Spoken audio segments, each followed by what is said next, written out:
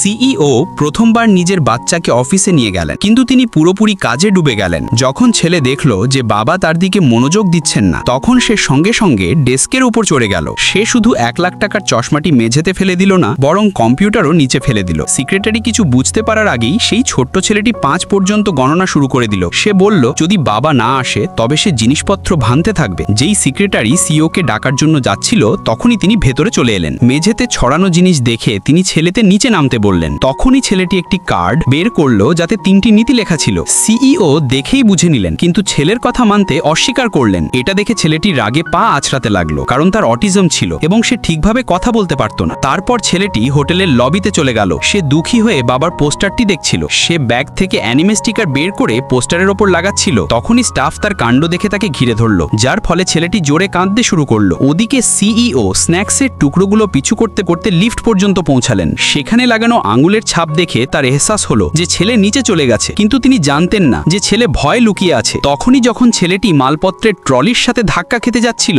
একজন মহিলা দৌড়ে এলেন এবং তাকে বাহুতে ধরে নিলেন। ভিড়কে কাছে আসতে দেখে ছেলেটি আবার চিৎকার করতে লাগলো। সেই মহিলা একজন শিশু মনোবিজ্ঞানী ছিলেন, যিনি সঙ্গে সঙ্গে বাচ্চাটির পরিস্থিতি শনাক্ত করে নিলেন। তিনি স্নেহ করে তাকে ধরে রাখলেন এবং শান্ত করলেন। ধীরে ধীরে ছেলেটি শান্ত হলো। তারপর মহিলাটি তাকে নিজের রুমাল এবং একটি কুমড়োর আকারের খেলনা দিলেন। তখনই সিইওর সেক্রেটারি পৌঁছালেন। এটা দেখে মহিলাটি স্বস্তির নিঃশ্বাস নিলেন এবং ছেলেটিকে নিচে রেখে চলে গেলেন। পরের দিন যখন সেই মহিলা নিজের কাজে পৌঁছালেন, তিনি দেখলেন যে সেই ছেলেকেই হাসপাতালে নিয়ে যাওয়া হচ্ছে। তিনি সঙ্গে সঙ্গে তার সাথে দেখা করতে পৌঁছালেন। তাকে দেখে ছেলেটি কোনো দুষ্টুমি করছিল না, বরং শান্তভাবে সহযোগিতা করছিল। এটা দেখে সেক্রেটারি অবাক হয়ে গেলেন, কারণ সাধারণত সে খুব দুষ্টু ছিল। কিন্তু সিইও ভুল বুঝলেন এবং তার মনে হলো যে এই সবটাই মহিলার চাল, যাতে সে তার ছেলেকে নিজের সাথে নিয়ে যেতে পারে। তখনই সেই ছেলেটি, যে কখনো কারো প্রতি মন খোলেনি, নিজেই সেই মহিলার সাথে বন্ধুত্ব করতে এগিয়ে এলো। সে নিজের বাবাকেও কখনো এত উষ্ণতার সাথে বন্ধুত্বের কার্ড দেয়নি। ছেলেটি ইশারা করলো, কারণ সেই মহিলা দেওয়া রুমালে সে পরিচিত গন্ধ পেয়েছিল।